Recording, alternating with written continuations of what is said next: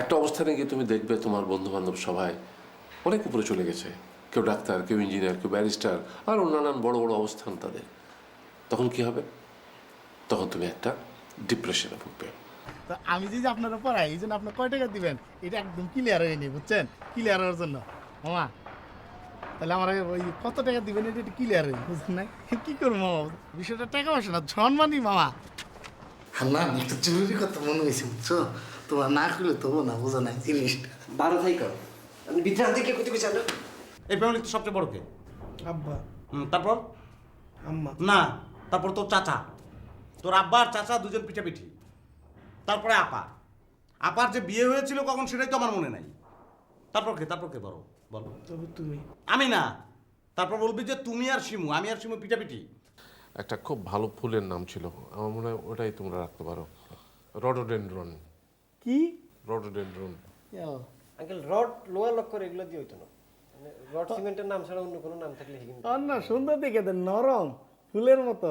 কাকার কাছে শুনছিলাম যে তোমার বাড়ি এখানে আর কি, তো ভাবলাম একটু আঙ্কেল আন্টির সাথে দেখা করে যাবো। হ্যাঁ আসেন না, ভিতরে আসেন। না, ওনারা ভালো আছেন? হ্যাঁ ভালো আছে, আপনি আসেন, ভিতরে আসেন। না না, আজকে না, আরেকদিন আসবো।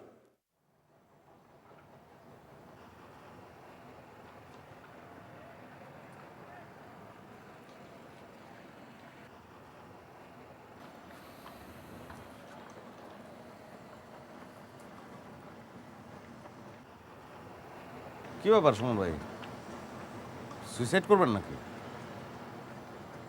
মানে যেভাবে এসে হেলান দিয়ে বসে রয়েছেন, অটো সুইসাইড হয়ে যাবেন, মানে এটা ভাঙিয়া নিচে পড়ে যাবেন তো। ভাই আচ্ছা ঠিক আছে, সরি, একটু রসিকতা করছি আর কি।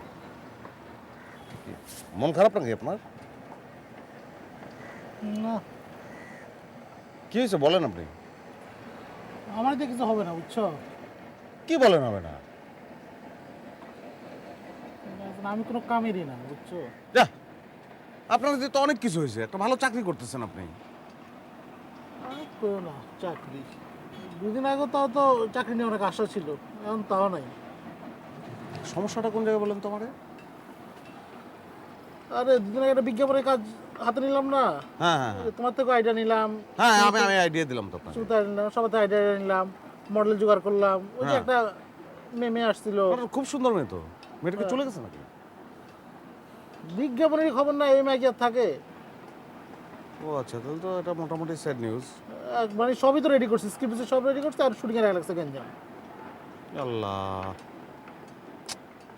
তো মেয়েটা মোটামুটি চলে গেছে এই ব্যাপারে আর কি, কনফার্ম আর কি না? যায় নাই, হ্যাঁ? মানে একটা তো বানাইলে তো যোগাযোগটা থাকতো। যাক। না, এটা এত মন খারাপ করার কোনো বিষয় না। আপনি যত মন খারাপ করতেছেন, আমি তো ভাবছি আপনার চাকরি চলে গেছে। আপনার তো একটা চাকরি আছে, কোনো প্রবলেম নাই। তুমি আপনি বুঝবা না। মন খারাপ করে থাকবেন না। শোনেন, মন ভালো করার ব্যাপারে আপনাকে আমি একটা থেরাপি দিই, বিষয়টা মনে রাখবেন। আপনি খেয়াল করে দেখবেন আমাদের সিদ্ধি এত মারি আমি, তারপর তার মুখ থেকে কিন্তু হাসি যায় না, খেয়াল করে দেখছেন? সবসময় এরকম করেই আছে। তো আমি কি সিদ্দিক নাকি? সে কথা বলছি না, হচ্ছে মন খারাপ থাকলে, যখন বেশি মন খারাপ থাকবে তখন একটু হাসি খুশি থাকার চেষ্টা করবেন। হাসি খুশি থাকলে অটোমেটিক্যালি মনটা ভালো হবে। হাসি না আসলে হাসবো কেমনে? না আসলে জোর করে চেষ্টা করতে হবে, চেষ্টা করতে করতে একসময় সেটা ন্যাচারাল হয়ে যাবে। ইতি, তুমি অলটাই ফালতু কথা বলো। আরে সুমন ভাই, আমি সেটা বলতেছি না, শোনেন, আমি যেটা বলতেছি সিরিয়াস, এটা সায়েন্স তো। আরে সায়েন্স না, মানে শরীরের উপরে যে মনের দখল বা মনের উপরে যে শরীরের দখল, এখানে আপনি শারীরিক উপায়ে আগাবেন। আপনার মন চাচ্ছে না, কিন্তু আপনার শারীরিকভাবে আপনি হাসিটাকে দখল করে নেবেন, তখন মনও অটোমেটিক্যালি চেপে। আচ্ছা, হাসি না আসলে হাসবো কেমনে? তুমি কও আমি তো দেখাচ্ছি, আমারে। আমি দেখাচ্ছি। আপনি করবেন কি, যে এই ঠোঁটটা একটু দাঁতের উপরে নিয়ে যাবেন, এটা একটু নিচে নামাবেন, হ্যাঁ, এরকম করে থাকেন। এরকম করে থাকতে থাকতে একসময় আপনার হাসি চলে আসবে, আর হাসি চলে আসলে মন ভালো হয়ে যাবে। সুমন ভাই, আচ্ছা আমি বুঝছি, তুমি একটু যাও ভাই। ট্রাই করুন তো, একবার ট্রাই করুন, একবার দেখেই আমি চলে যাবো, যে হবে কি হবে না দেখলেই বুঝবো। তুমি একটু যাও ভাই। একটাবার দেখেন না ভাই, একটাবার দেখলেই তো আমি বুঝে ফেলবো। এর উপর ওকে একটু হবে, আপনার মন ভালো হয়ে যাবে।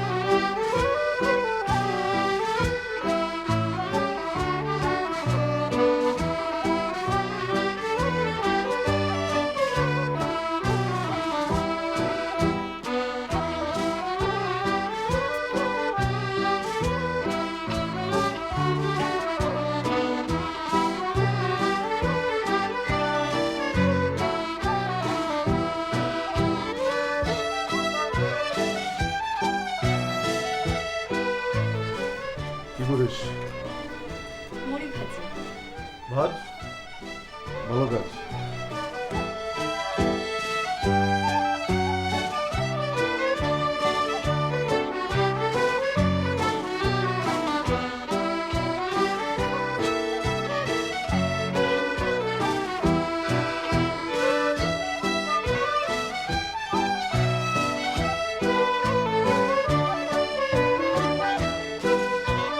তুমি আমার মোবাইল ধরছো কেন? না তুই কি তোর মোবাইলের ইন্স্যুরেন্স করছিস? মোবাইলেরও ইন্স্যুরেন্স হয়? হ্যাঁ, গুরুত্বপূর্ণ জিনিস না, যে কোনো গুরুত্বপূর্ণ জিনিসেরই ইন্স্যুরেন্স করানো যায়। তাই না? হ্যাঁ, মানে তুই করস না এটা? আমি এখন কাজ করতেছি, তো তোমার মোবাইল ইন্স্যুরেন্সের প্যাচাল শুনতে পারবো না এখন। না কিন্তু তোর এটা করানো উচিত আর কি। দয়া করে আপনি আসবেন। না কিন্তু ভাববি, কিন্তু ব্যাপারটা একদম খেয়াল না কিন্তু।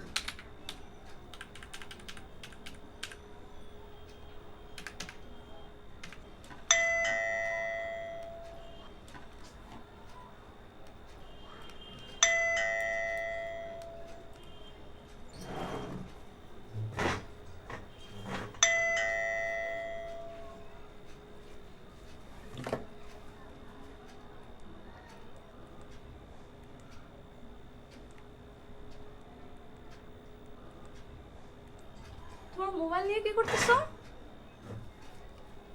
মোবাইলে আমি এই যে তোর তুমি মিথিলার নাম্বার দেখতেছিলা? আর না, আমার ট্রাভেল দিচ্ছে, আমার এখান থেকে কোনো নাম্বারে ফোন যাচ্ছে না। আমি না, তুমি মিথিলার নাম্বার দরকার আমার কাছে চাইলেই তো পারো। আমি তুমি আমার না বলে কেন মোবাইল নিয়ে টিপাটিপি করে মিথিলার নাম্বার কে দিতেছো? আসছিল কে রে? আসছিল কি এটা তো তোমার জানার দরকার নাই। না মানে যে কে আসছিল? বুয়া আসছিল। আচ্ছা।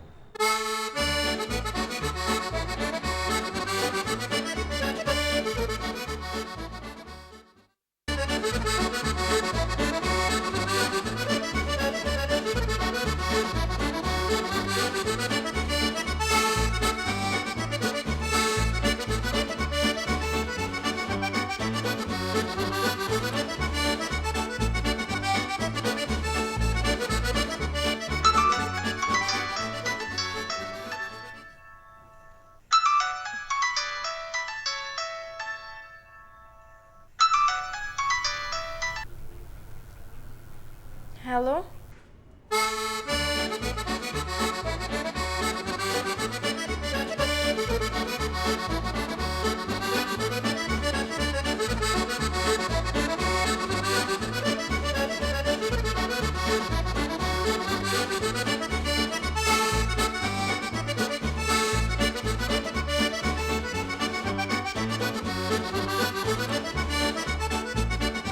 তোমরা তুই ব্যাপারটা কেন বুঝতে পারছিস না?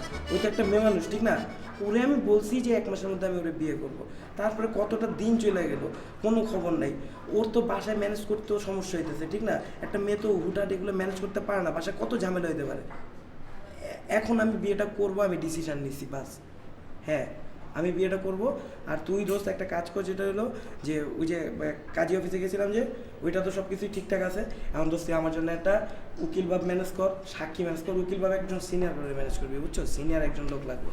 হ্যাঁ, সব কিছু ম্যানেজ করে রাখ। আমি বিয়ে করে ফেলামু, তারপর হচ্ছে ফ্যামিলির ব্যাপারটা এবার এগুলো সব পরে ঠিকঠাক করে ফেলামু। টাইম গেলে এমনি সব ঠিক হয়ে যাবে, বুঝছোস না ব্যাপারটা? হ্যাঁ, তখন সবাই সব কিছু ম্যানেজ করবে। আমি তো কাপড় দিবা তনু, আমি কালকে নোট নিয়ে আসতেছি, ঠিক আছে? হ্যাঁ, বিকালে তোমার সাথে।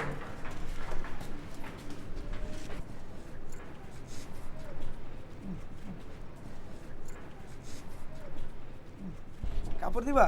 আমার কাছে দাও না, আমিও মিলে দিই। তোমারে কত করে বলি যে একটা কাজের লোক রাখলে পারো। কাজের লোক রাখার কথা বললে বলো কাজের লোকের রান্না বান্না ভালো না, ওরা অপরিষ্কারভাবে রাঁধে। তোর এই কাপড় টাপড় ধোয়া লাগা, মানে তোমার কষ্ট করতে হয়, একটা ওয়াশিং মেশিন কিনো, তাইলেও তো তুমি কাপড়গুলো ওয়াশিং মেশিনে ধুইতে পারো, ঠিক না? আর হইতেছে মানে এই ঘর ঝাড়ু টাড়ু দেওয়া তোমার অনেক কষ্ট হয় আসলে। মানে আমার জন্য এত মায়া তোর?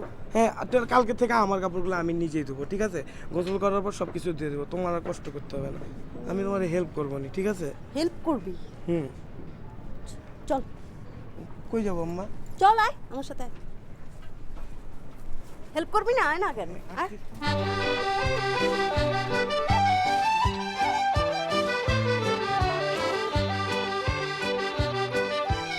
এখানে বসো। এখানে হ্যাঁ বসো বসো।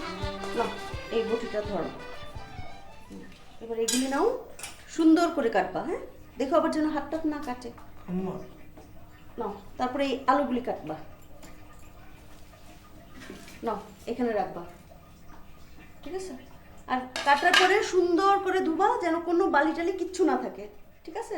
ঠিক আছে। আমার জন্য তোমার অনেক মায়া না, অনেক দরদ না, আজকে থেকে তুমি আমাকে সমস্ত কাজে হেল্প করবে, ঠিক আছে? আমি তোমার বাবাকে এই খবরটা দিয়ে আসি।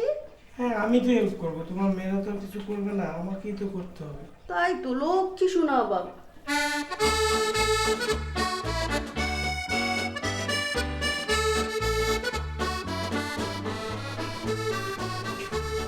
পেপারটা রাখো তো। মিশুর নতুন খবর কি জানো?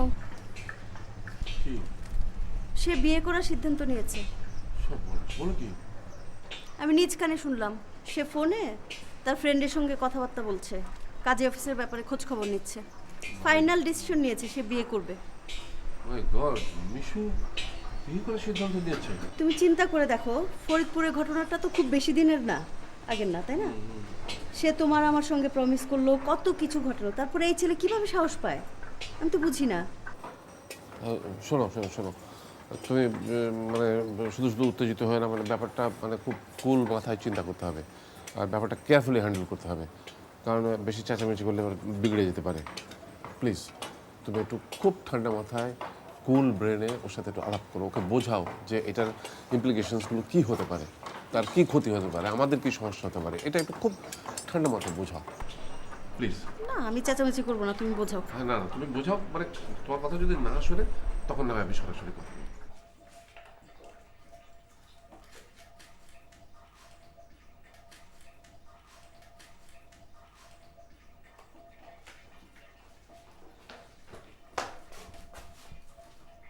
মিশু, তোর কি হয়েছে? তুমি রান্না করে আসছো কেন? তোমার রান্না করে আসার কোনো দরকার নেই, যাও এখান থেকে। তুই শাক কাটতেছিস কেন? আমার যা ইচ্ছা তা করবো, আমি শাক কাটবো, শাক ধুবো, তারপর রানবো। তোমার কোনো সমস্যা আছে? তাহলে এখানে আসছো কেন? কি ব্যাপার বাবা মিশু, এত চিৎকার করছো কেন? না আম্মা। আম্মা ওর কি হয়েছে? ওর তো আমার জন্য অসম্ভব মায়া, মমতা, দরদ। তোরা তো কেউ আমার দিকে খেয়ালই রাখিস না। আমার একটা মাত্র ছেলে, আমার দিকে কত খেয়াল রাখে। আজ থেকে আমার সঙ্গে সমস্ত কাজে সে সহযোগিতা করবে, কাপড় ধুবে, ঘর মুছবে, তরকারি কুটবে, মাছ কুটবে, তাই না বাবা মিশু? দেখেছিস কত লক্ষ্মী ছেলে। মিশু, ওই শোনো, বাথরুমের বিছানার চাদরগুলি আছে, এটা শেষ করে ওগুলি ধোবা, ঠিক আছে? পরিষ্কার করে ধোবা। আর শোনো, শাকের মধ্যে বালি থাকে, একটুও যেন বালি না থাকে, ভালো করে ধোবা।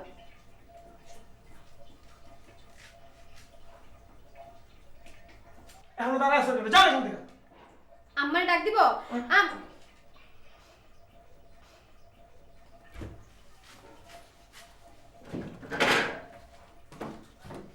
কাট।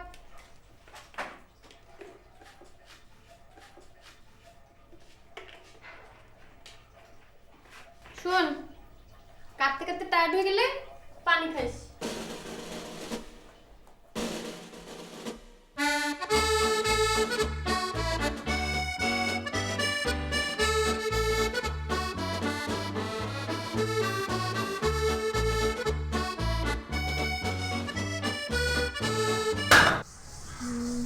আচ্ছা শোনো, আমরা তো বিয়ে করতেছি, সো এখন প্রথম কথা হচ্ছে বাসা কোন জায়গায় নেওয়া যায়?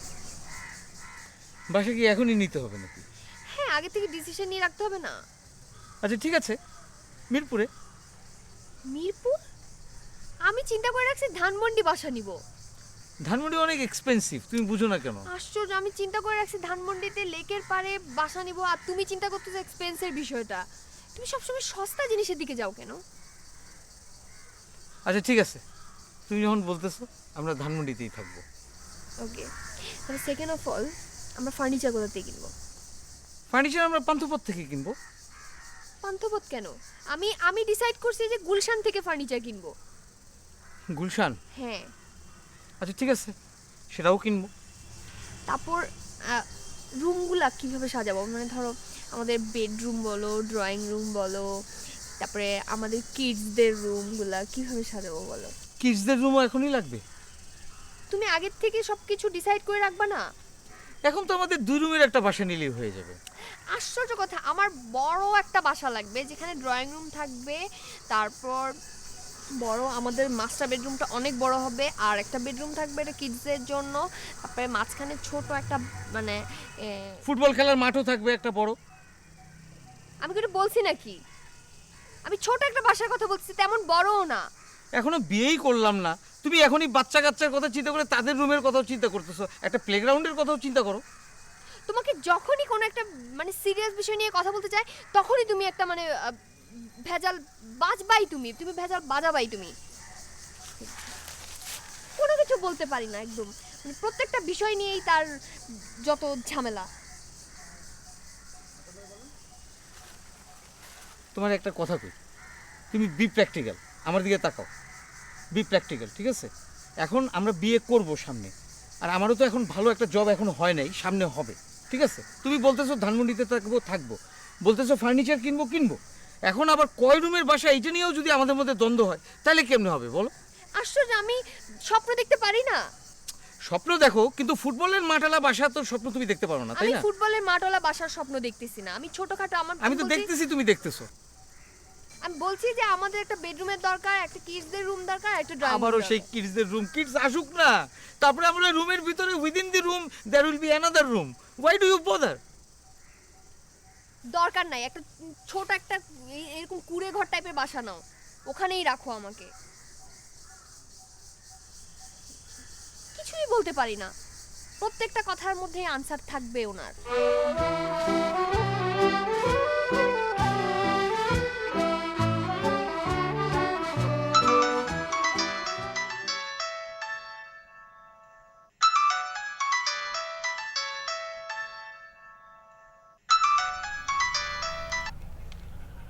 হ্যালো, যে এটা কি ফায়ার সার্ভিস? না